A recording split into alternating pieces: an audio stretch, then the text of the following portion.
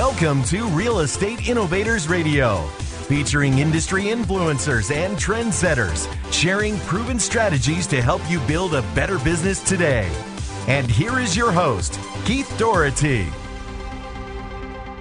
Hello and welcome to this episode of our show. This is your host, Keith Doherty. Today we have a very special guest with us. We have luxury realtor Shayla Twit of RE/MAX Alliance Group based out of Sarasota, Florida. Now, Shayla carries a long list of commendations, including numerous 5-star customer satisfaction awards. She achieved the RE/MAX 100% Club and Gold Club awards.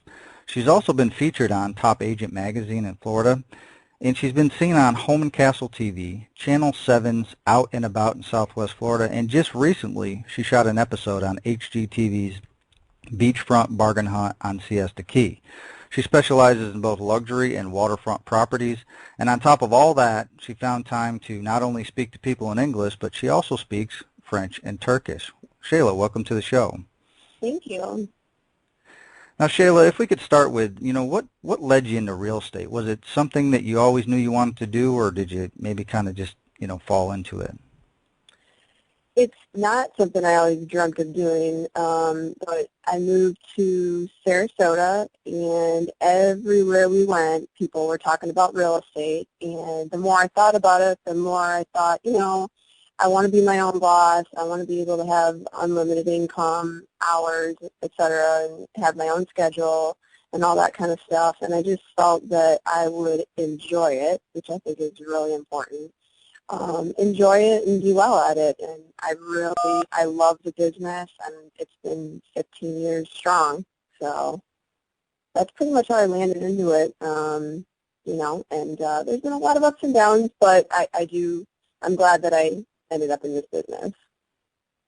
Yeah, I think it's important to be able to wake up every day with that passion and know that you're doing something that you enjoy, as well as you'll be able to help other people. So I think that makes a big difference in being able to get up every day and be excited about, doing what you do. Life is way too short, so I think that's key, and it does show. Anybody you do business with, I think you can tell if they enjoy it, and if you enjoy it, the money comes, I think. I've taught that as well, so. Yeah, absolutely. So what personal attributes or traits or qualities do you think have most contributed to your success, and maybe how did you develop these further? I grew up in the Midwest, and I was always taught from a very young age to, work for what you want, go after it. Nobody's going to give you anything in life. So for me, it's waking up early, getting after it every day, and never giving up. You have to reach for it, because people aren't going to come to you. You have to find a way for people to find you and want to work with you. And just the sheer dedication that this business takes, it's not for everybody. I mean, you basically wake up with a guarantee of no paycheck, but guaranteed expenses. So you really do have to be very motivated, very organized, and I think that those are some of the attributes that I really have honed in on and really become an expert at. So. Excellent. And can you maybe give a specific example or some time when you kind of use the traits that they've played a role in a path towards success for you? Again, like I said, there's been a lot of ups and downs. When I started in this business, it was very easy because the market was really good. So when the market's good, it tends to be a little bit easier for people to make a sale. But, the market crashed, and then it's sort of like, okay, who's going to survive this? And, I've had people, especially when I was newer and young, right out of college, I tried to break into that luxury market from the get-go, and I've had a lot of people out on Longboat and Lido Key, not a lot, a couple that really stood out in my mind. I actually had a guy that I talked to. He was a referral. I wanted to get some more contacts out on the island, and he said he really talked down to me, and it was really kind of one of those moments that you just reflect on and remember. And he just said that, you know what, it's going to take a long time for you to break into this market. These people have been around a long time. You can't just walk in here and sell these people.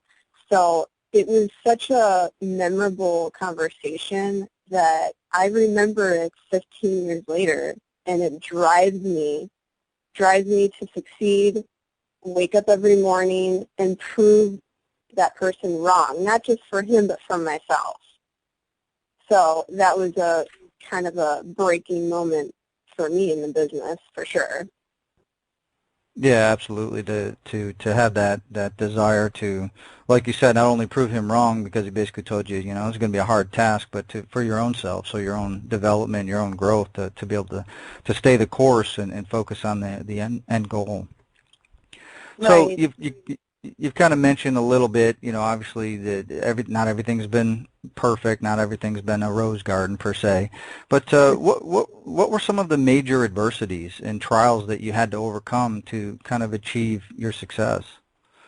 You know, like I said, when the market crashed, that was the turning point. For me, it was, you know, at that time I was carrying a few different properties, like a lot of people, and I ended up losing everything because it was just, not only was my income dependent on it, you know, the real estate, but, you know, I had these properties to maintain, and it just got to be too much, and, you know, I had to swallow some pride and kind of set the refresh button and start over again. And thankfully, I started over in my 20s, so you can sort of bounce back, and it was a huge learning lesson. After that, I became really very conservative and more fine-tuned than ever in terms of my marketing strategies, what I needed to spend, how I was going to conduct myself, and how I was going to get into that next level. So that was the biggest turning point of my entire career.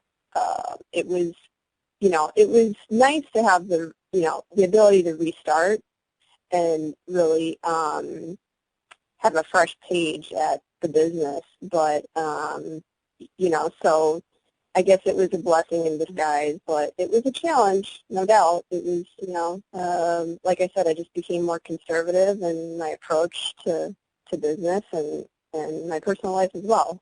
So. Absolutely, yeah. So that kind of leads us into kind of our next thing here is, you know, what kept you going despite these obstacles? Why didn't you know you could have easily, you were in your 20s, like you said, you had a crash, you could easily said, you know what, let me just go maybe find a different career path. So why didn't you give up? Why did you decide to stay with the course?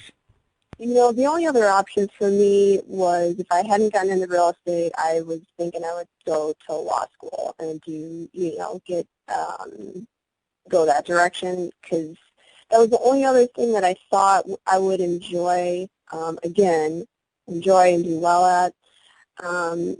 But I just really felt that I could do it. And I just, I had that passion for the business, and, you know, and being able to work from home, being able to have unlimited income, I just felt in my heart that I could do it. And it was a long road after that, but, you know, eventually I did break through. But again, and I actually had family members who always supported me, even question a couple times, like, are you sure you're in the right business? And I never wavered once. I never questioned that this is what I wanted to do for my career. So thankfully, the last several years have been very good to me, and, you know, I've proven to myself that, you know, it could work. So.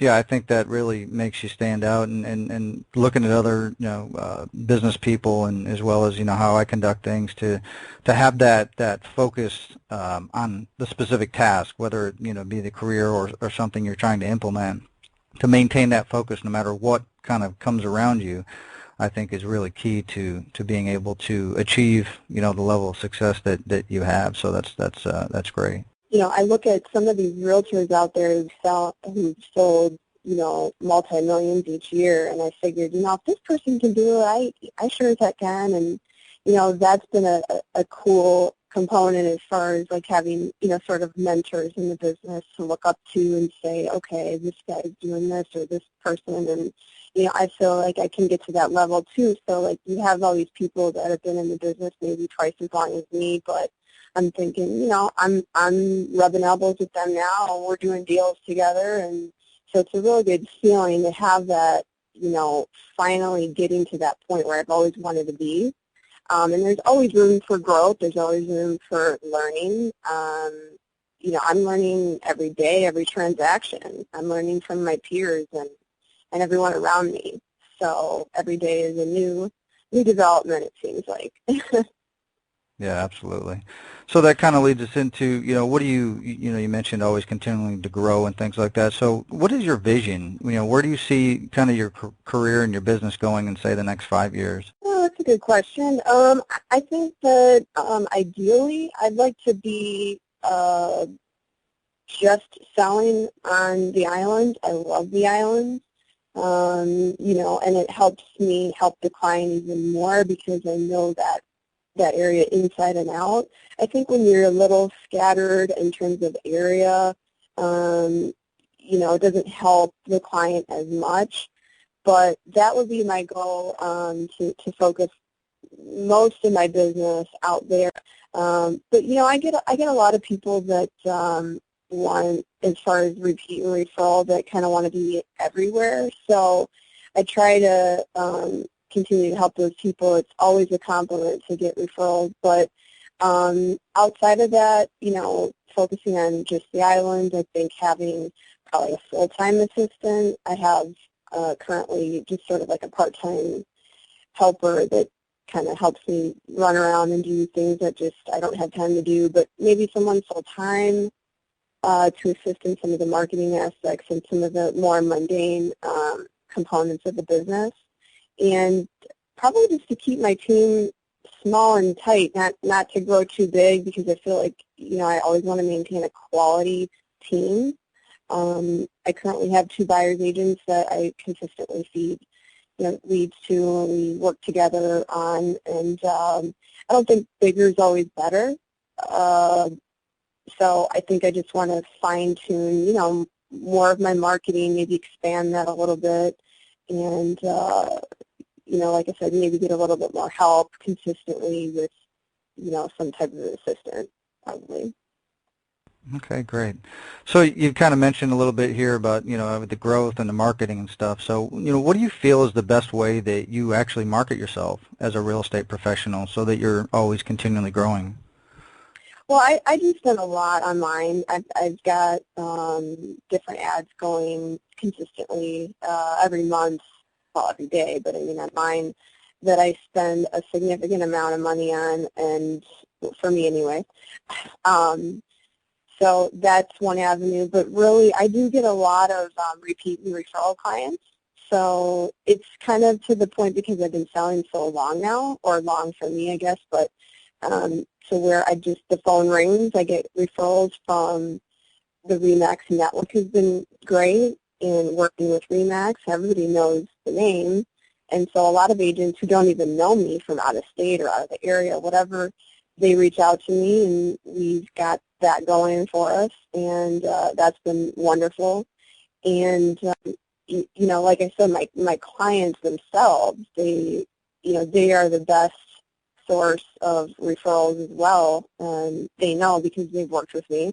They were happy, obviously they're referring. So, I've always been of the mindset that I'd rather keep the client and lose the deal, because, it's just a deal. And if it's not for their best interest and they're not happy, they're going to tell people that they're not happy. So I'd rather keep them happy, do the right thing always, and it'll always come back to you tenfold. So that's been my experience. Yeah, absolutely. I think that's one of the mantras in a lot of businesses. If they adapted that, they'd do a lot better. Treat others like you'd like to be treated, basically, and you're going to be able to have success. So, what would you say is the biggest misconception, or maybe the myth that people have about working with a real estate agent? One that stands out a lot, that I get a lot from people just in general, that you make so much money in this business, but people don't see the back end side of things, the money we spend, the hours we spend, the failures we've overcome, the deals that have died, that we have to resuscitate, so to speak. there's just a lot that goes into it that people just don't understand. And then they say, your checks are huge, but, and you only showed me a few houses or whatever the case is, but there's so much more that goes into it that justifies that. And, not only that, but there are part-time realtors, which is fine, but, I am a full-time professional real estate agent, and you text me, you email me, I'm very quick to respond. There's not a delay. I'm on top of the file before things can even go wrong. I'm done before the other agent can even ask me to do the next item on the checklist. So there's just a lot to being, available and have everything ahead of time, really. So I get that a lot, the money aspect. And then the other thing I think is just that it's easy to make a sale, but there's so many intricate details to a contract, legalities, making sure that you're looking out for your client and keeping them in contract, making sure that they're not in default or losing their escrow deposits, making sure to have good contacts in the business. I mean, I've been doing this, like I said, for 15 years. There's plenty of agents who've done it a lot longer. But, I've fine-tuned my contact list in terms of the professionals that I work with, the title people, inspectors, all those components that come together and really assist the client. And that's the bottom line, is helping the client. Yeah, absolutely. I think on the surface of a lot of things, people look, and I think that might be why it seems like that a lot of people get into real estate. Maybe this is just my perception. It's like it seems like there's agents everywhere, but there's only a very select few, maybe 5 to 10% that are really successful like yourself. They they didn't just get in and I think the other ones might have got in thinking it's all glory and I'll just I'll go around and sell houses and be rich, without Right. doing all that back end work, like you said, that a lot of people don't realize it's all there. Do you know that the average realtor in Sarasota makes less than $30,000 a year?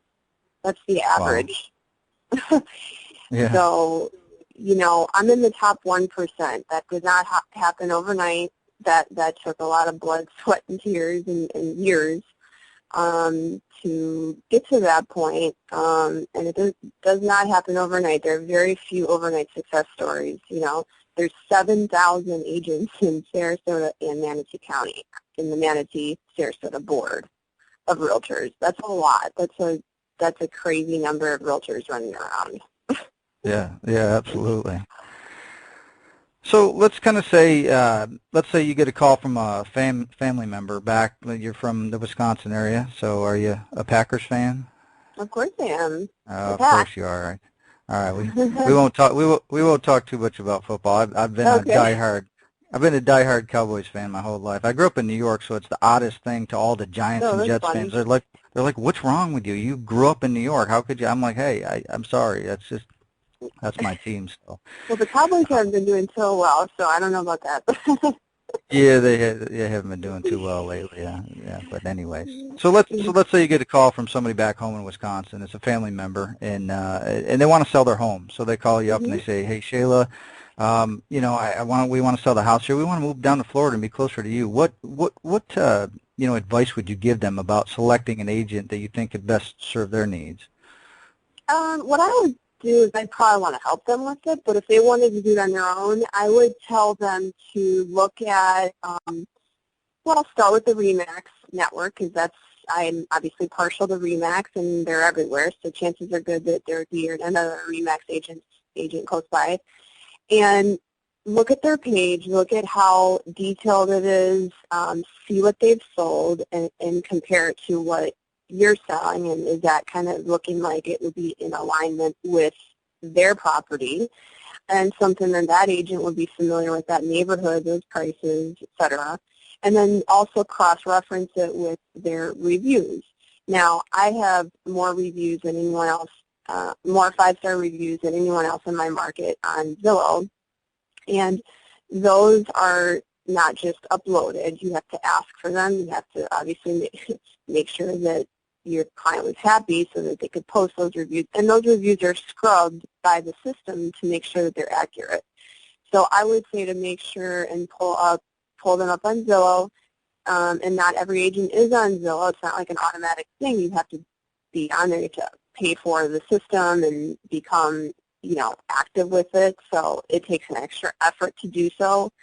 So an agent that's on there that has reviews, not only reviews but positive ones, is really important. I can't tell you how many clients have called me and said, hey, we read through your reviews, maybe not all, 85 of them, but, I read through your reviews and we don't know you, but it seems like you would be a good fit, and, that's how they kind of start the conversation. And that's pretty much it. And, obviously if it's a family member, I'd be happy to do some more digging, but I think that's a great place to start for anybody, especially anyone that I care about.